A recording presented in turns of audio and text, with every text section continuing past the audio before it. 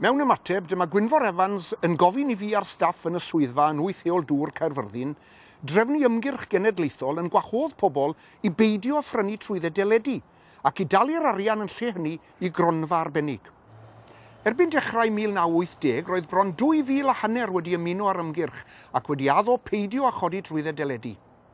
Anfonwyd at Gymru blaenllaw ac enwog y mywyd y genedl, yn ogystal â phawb arall y gallen ni gysylltu â nhw, gan gynnwys rhai a weithiau yn y cyfryngau a'i gwahodd I ymuno yn yr ymgyrch. Mae enwau a chyferiadau pob un o'r 2,500 a ddawodd beidio â chodi trwyddau deledu gen I o hyd. Cefais fy nhemtio o'r adeg honno, a hyd yn oed heddiw, I restru'r rheini a wrthododd ein gwahoddiad. Mae rhai ohonyn nhw'n Gymru amlwg iawn, ac yn ei plis ddwsinau o unigolion a wnaeth fioliaeth fras maes o law drwy gyfrwng S4C. Ond, na gofnwch, mae'r gyfrinach honno'n ddiogel. Wel ar hyn o bryd beth bynnag.